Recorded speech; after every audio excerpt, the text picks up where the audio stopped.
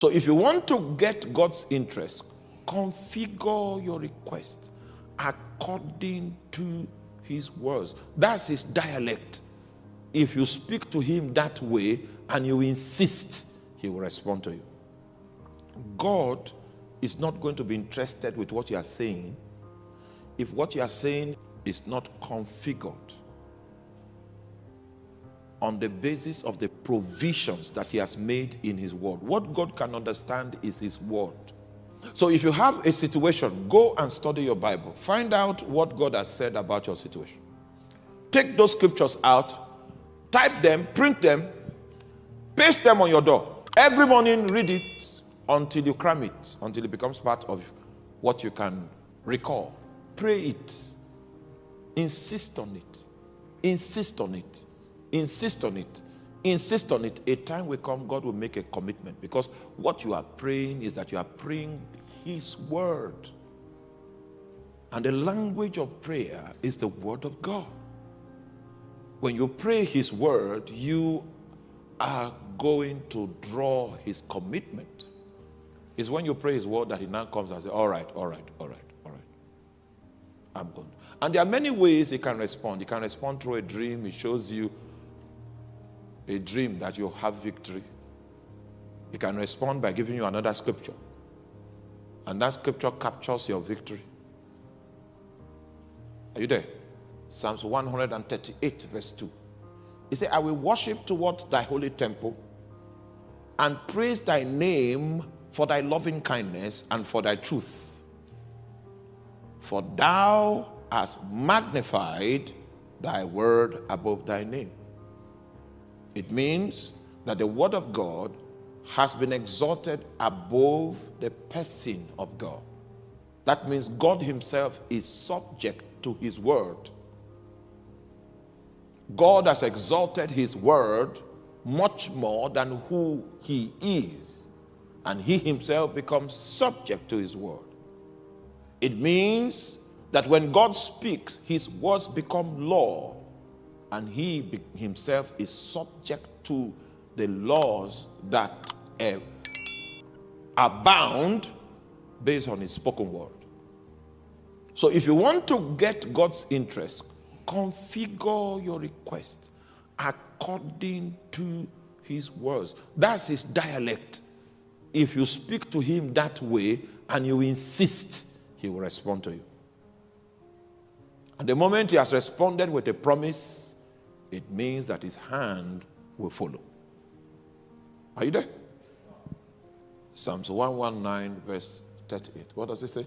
It says, establish thy word unto thy servant who is devoted to thy fear. This is how David prays.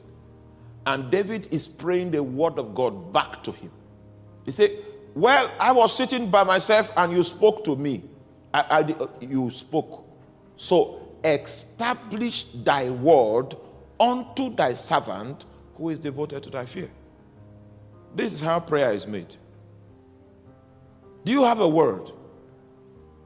Look for a logos, a written word there, and use that to pray so that you can get a Rhema, a spoken word from God. You use the logos as the basis of your prayer so that you can secure a Rhema from God, the spoken word of God. Number two. Because if you pray like this, God will speak to you. If you pray like this, God will speak to you. And then after God has spoken to you and given you a promise, and the promise has not yet come to pass, anytime you sense the anointing, maybe during praise and worship, maybe during personal prayer, you sense the anointing on you, begin to speak into manifestation that which God had promised you. Begin to speak it. Begin to speak it.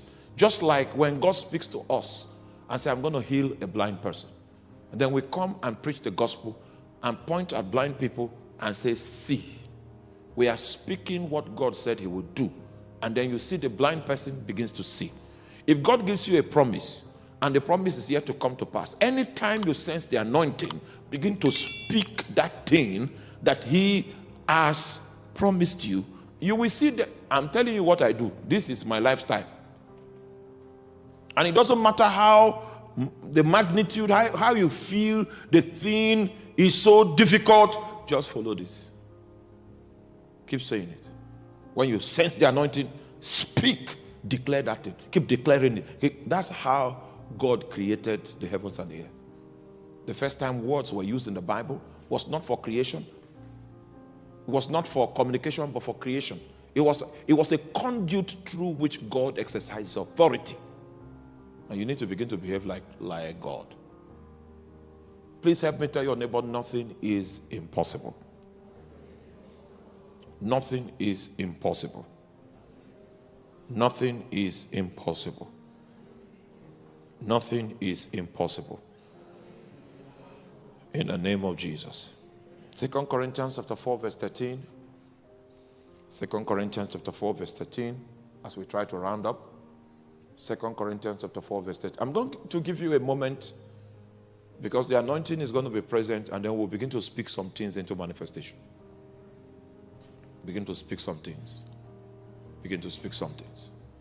Begin to speak some things. I remember we had a receptionist. Are you there?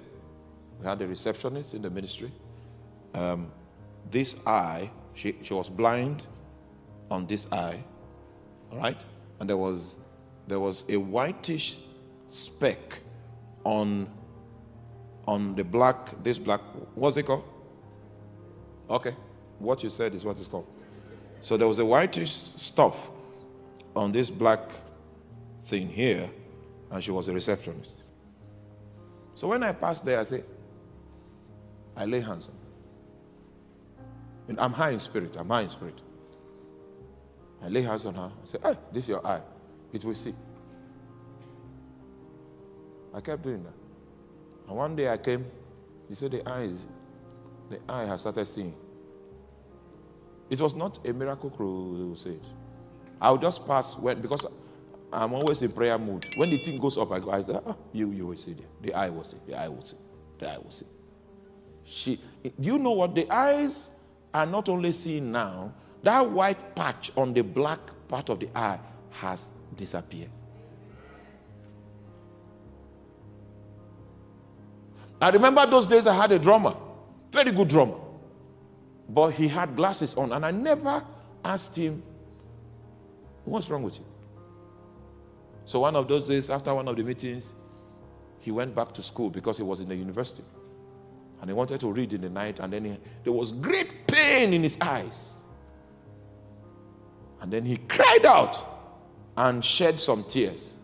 When he opened his eyes, some maggots had come out of the eye.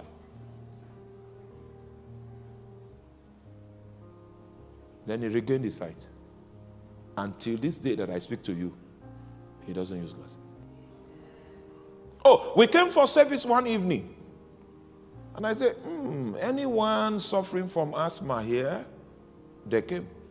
And I laid hands on them. Nobody fell down. Boom, boom, boom, boom. And I continued my Bible study like that. Somebody was going home from the service and began to vomit. And vomited some strange things. And that was the end of decades of asthma till today.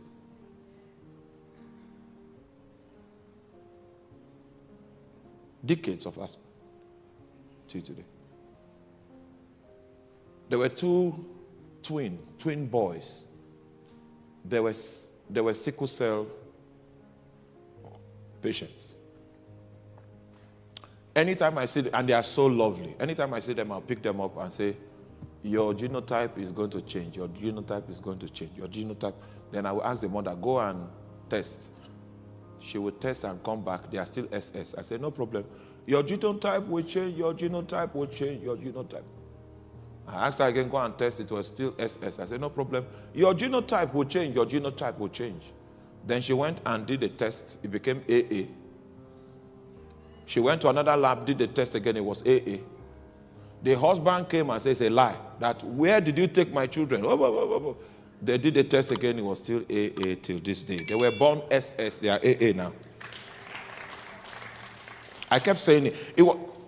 Can you keep saying it? Can you keep declaring it? Can you keep declaring it? Yes, that's how God creates. He creates through his authority that is on his tongue. That's how he creates. That's how we move the hand of God. Anywhere you are standing or sitting, Jesus, his presence will encapsulate you. His presence will come around you. His presence, his presence, his presence, his presence will come around you. His presence will come around you. We give you praise. This is the day of joy, the day of joy, the day of joy. This is the day of joy,